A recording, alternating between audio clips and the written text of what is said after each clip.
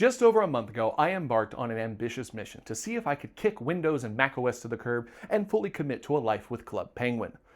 I laid out a selection of 12 Linux versions that I would try each month, one after the other, to replace the operating system on my main desktop PC, to hopefully find the diamond in the rough, and finally free myself from the clutches of Micro Apple. With a spin of my trusty wheel of randomness, it was Fedora Linux that was first up on the chopping block, and it was bye-bye Windows and a hello brave new world as the year of Linux had officially begun. And here we are, 30 days later, and the computer has yet to be chucked out the window. So, was Fedora everything I was hoping for and more? Well, in a word, no. While there was plenty of things to love about Fedora, especially the KDE Plasma interface for the version of Fedora that I was using, there were some serious annoyances that just kept jabbing at me. Take for instance my storage. I have 3 NVMe SSDs, one for my OS, one for my games, and one for bulk storage. The first one for the OS, formatted beautifully, no issues there. But after I got to the point where I thought I had the other ones formatted correctly, I was met with this. Why on earth would the default settings for formatting a drive on the only profile I have on the PC that have admin credentials still require an admin password to access the information on the drive? I mean, where's the logic? Maybe if I was wanting an extra layer of protection for my data, maybe. But if someone's hacked my profile, they probably have my password and can access it anyway. So unless there are multiple users using the desktop, this is frankly pointless. I wouldn't mind having it as an option, but as an option, not the default setting. I was able, after some web browsing, to find the setting and disable it, so we're good to go at this point. But it was an unnecessary headache to deal with. I also frankly was, and still am, dealing with this weird graphics issue when I boot the PC from a cold start. The lock screen is spazzing out, I have 2 clocks and I really cannot see the login screen at all. Now, I don't know what's causing this, because if I click it, it stops doing that, and I can type my password, and it lets me in just fine. So the computer works just fine, but that weird issue, I have no idea. When I come out of sleep or a normal lock, it's fine, so I haven't really been that worried about it, and it hasn't drawn me into a rabbit hole to diagnose it. So then let's talk about application installs. These were frankly a mixed bag. While there is an application manager, Discover, the apps that it has immediately available were, well, terrible. There were some interesting options, like a fairly decent video editor and some easily accessible emulation options. But things that users might want on a fresh machine, game launchers, communication apps, or their favorite web browser, were suspiciously missing. You can make them available by opening up a terminal, entering some commands to enable RPM Fusion and FlatHub repositories. But that frankly was a step that just should have been a button to enable at first launch, but whatever. And then it kind of gets worse from there. There are a lot of apps that are not immediately available on FlatHub or the RPM Fusion repositories, so I can download them, but half of them require me to put in this command to modify the file so it's an executable so I can run the program. Why? What? I understand Linux is not the most supported OS out there, but there's got to be a better way to do than just that. And I don't know. It was just frustrating to deal with, and I'm still dealing with it, and I imagine I'm going to deal with it a lot more over the next year. I'm going to miss Windows for that one, if I'm perfectly honest. And now I want to address the apple-shaped elephant in the room. If you recall, I promised I was going to keep track of every time I used my MacBook to bail me out of whatever situation I was in. And as you can imagine, that number is now 2. And both of them were for the same problem, video editing. The first time was due to kind of a shortfall when it comes to Linux and video playback. Most Linux distros don't have access to all the patents for certain video codecs, so the original footage I shot for the first year of Linux video didn't want to play at all. I was able to get some workarounds going, and I was able to get it to play on the computer, but once I got it into DaVinci Resolve, oh my god, were there problems.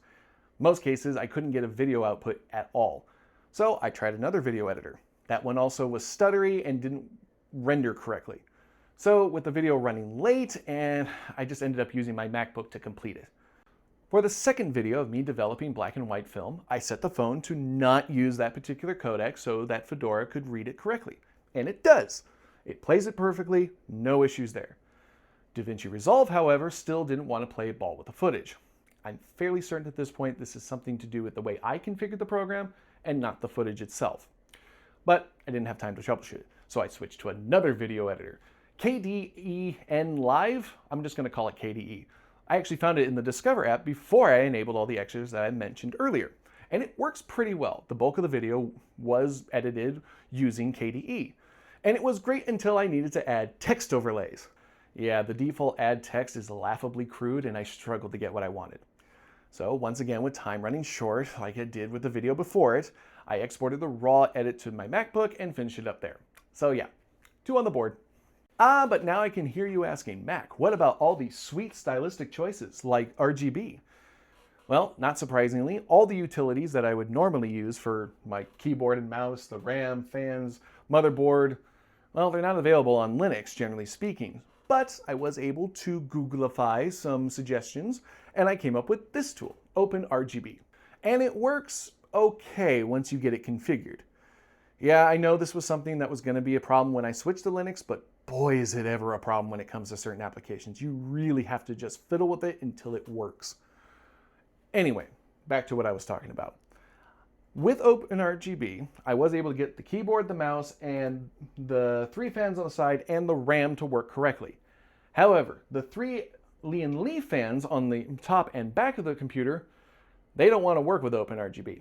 I mean, OpenRGB can see them, but I cannot get them to change colors, dim, do anything I want them to do with that program. Once again, it could be a configuration issue, but hey, the month's almost over and I don't have time. But the bad news doesn't stop there when it comes to OpenRGB. I had to manually configure it to open at startup and load the correct profile that I want. I found instructions to do so and I followed them to the letter, but for whatever reason, the application crashes every time I try to start up. Probably a configuration issue that I'm missing, but we're at the end of the month and it's not worth my time to try to troubleshoot it at this point. And thankfully, that's probably the worst I have to say about my experiences over the last month. But is that to say that it was only problems with Fedora? Well, far from it. Let's start with the base GUI. The KDE Plasma environment that I'm running Fedora on is fast, responsive, and an all-around treat. Yeah, I do have to go hunting for things from time to time, but that's mainly down to me fighting against 20 years of anticipating Windows logic of where things are going to be stored. The overall experience with the apps that I was using, after wrestling with the computer to let me use them, I found them to be also fast and responsive, in a lot of cases kind of snappier than their Windows equivalents. Drivers were a breeze. I didn't really need to install any directly, and Fedora just kind of loaded the correct ones for me. That being said, depending on the version of Linux that you're running, and especially the kernel, your results may vary. And if there's one thing, only one thing that I would rip out of Windows and replace it with how Plasma does it, is the display orientation settings. You may have noticed my top monitor here is upside down. And that meant with Windows, I had to go into the display settings and deal with the cryptic wording such as portrait, landscape, portrait flip, landscape flip. And Plasma gives me a visual representation of how the screen would be orientated. This took a 50-50 chance of me choosing the correct one and brought it down to a no-brainer. I don't know who configured that option or did the interface for it, but I want to buy them a drink. I loved it so much. And now we come to gaming. And just as I expected, the games that were known to either be Linux native or Proton tested were an absolute drain. No fuss, no headaches, no nothing, just games. And it was sweet. Performance in games like Minecraft, Hades, House of Ash, and even the new Halo were right on par with what I would expect to see in Windows. I didn't benchmark the Windows system before I started this, and I probably should have. I'll make a mental note to do that at the end of the year. But performance in the benchmarks that I did run on this for Black Myth Wukong, Cyberpunk 2077, Doom Dark Ages, and Superposition 2017 were, well, the results. Without anything else to compare them to, I don't know if they're good, bad, or just meh. If you are curious about the settings that I chose for these benchmarks, the process I used was basically set the game up to how I would play it and then run the benchmark. Simple as that. Generally speaking, I lean toward the higher presets at 1440p, turned off FSR, turned off frame gen, and motion blur. The good news is the settings that I'm using really aren't all that important as long as I maintain those settings throughout each round of benchmarking. So, where does that leave us with Fedora? Well, if I'm going to rate it based on installation, app setup, gaming performance, and general use, and let's be honest, you know I am, I would give general installation of the operating system a 7. There are a lot of options on the Fedora website, but once you choose one, getting it working is pretty easy. App setup, however, that's going to be a 2. Having to use the terminal for basic app installation, and on top of that, the drive mounting issue just compounded the headaches even further. Yeah, that wasn't good. Gaming, a solid 8. Gaming performance was super smooth across the board. I didn't have any complaints. General use, I'm going to give it a 6. Overall good, but nothing special. Once I got things working, they ran smooth enough, but not remarkable. When it comes to the scale of the year of Linux, I'm going to place it in the number 5 seat, mainly since I don't have any other data to compare it to. But that's going to be subject to change. As far as a recommendation for the average user trying to maybe switch to Linux, it's going to have to be a no for Fedora. Unless you're experienced and comfortable using terminal interfaces, app installation is far too complicated for the average person to likely want to deal with. And I'm sure I could spend another few weeks fine-tuning the system, but I don't have time for that, and I doubt Joe Average does as well. I know that is going to irritate some Fedora fans out there, but that's how I see it.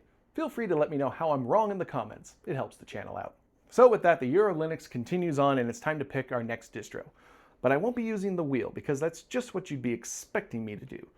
Keen-eyed viewers may have noticed our next selection method hiding in the background of this video. That's right, we have Sticks, who says I can't be creative. And how this is going to work is kind of simple. I'm going to pull each one of these sticks out in turn. Each stick has a name of a distro on it, and the last one pulled is going to be our winner. And before any of you go typing in the comments of how this is obviously rigged, I'm way ahead of you. Because you see, I didn't put the sticks in there. I had my roommate do that while I wasn't looking, so ha! Gotcha! Okay, so let's go ahead and let's see which version of Linux is going to be my domain this coming August. I'll be honest, I'm a little nervous. There are a few in there that I'm still kind of scared to use, but hey, it's part of the fun, right? We'll do right down the center first. Arch. Arch Linux is out first. And we're not using Arch. Oh, I wanted that one. SteamOS. SteamOS is out. That one. Okay. EndeavourOS. That one. Okay. This one I found out once I was actually prepping this video. Zorin OS. Yes, I know Zorin OS is spelt wrong. The E should be an I. Hey, I'm a professional who is not. Okay, what else do we have? That one. CachyOS. CachyOS is no. CachyOS is on the floor. Good, good, good, good. It wouldn't be one of my videos if something didn't end up on the floor. That one. Mint. Okay, Mint is actually one that I do have experience with, so that's kind of a sad one to see go away. Mint is out. We're down to 5. Pop! OS. Oh, well, okay, no Pop! OS. Yes, I know there should be an exclamation mark. Once again, professional that is not. Okay. Nobara. Nobara Linux is not going to happen this time around. Okay. What do we have? Manjaro. Manjaro Linux is out, and we're down to our last 2. To be honest, I don't remember all the Linux distros that I chose, so I don't know what's left. I think Ubuntu is still in there. What was the other one? I don't know. Let's find out. Bazite. Bazite is out, which means, by my math, and if I remember correctly, this is Ubuntu Linux. We're going basic today. Okay, well, Ubuntu is the winner, and August is going to be the month of Ubuntu for me. Let me go ahead. We got to create some installation media. This computer is going away as I know it, and we have a new distro to get started with today. Okay, while we're installing our fresh version of Linux, I guess we should really talk about what Linux is. Most people look at Linux like it's just an operating system, and this would be both right and wrong. What we call Linux is actually a collection of operating systems that have been built using the Linux kernel. The kernel itself is the core of the operating system, acting as the go-between for the hardware and the software components of a computer. Players in the Linux development community then take the kernel itself add parts of the operating system that we would recognize, like interfaces, features, to build their own flavors called distributions, or simply distros. And it kind of branches out wildly from there. Take our August selection of Ubuntu, for example. It's actually built on top of another distro called Debian. But the developers of Ubuntu looked at Debian and said, you know what, let's add some more features that we think the general populace would actually enjoy. And it would kind of make it what I would call a second generation distro, since it's built on top of a distro before it. Ubuntu, for its part, was released back in 2004 from a team that was led by a guy named Mark Shuttleworth. And it's been steadily growing over the last 22 years following a 6-month release cycle, with long-term support options releasing nearly every 2 years. The current version that we have installing here is the 26.04 LTS version, codenamed Resolute Raccoon, and it was released back in April of 2026. Notable things are that it's the first Ubuntu version to be using the 7.0 Linux kernel and the GNOME 50 user interface, in contrast to the KDE Plasma interface that we were using with Fedora. It's expected to enjoy security updates until 2036, with long-term support finally being put to rest sometime around 2041. If only Microsoft could keep their operating systems alive for so long. And there we have it. The year of Linux presses on with Ubuntu, which I have to say, having installed it and finding this wallpaper, I absolutely love it. This is for the new 26.04 Resolute Raccoon version, and absolutely fantastic. Furry approved. As always, I hope you've enjoyed this video. If you did, leave a like, subscribe if you want to see more, and check out my Twitch channel where I have actually streamed once. It went really well. It was on Fedora while I was doing it. I forgot to mention it during the main video. No issues with OBS getting that streaming working. Loved it. Actually would probably bump game performance, if you want to put streaming into that, up to an 8.2. Woohoo! But thank you very much for watching, and I'll catch you next time. Bye!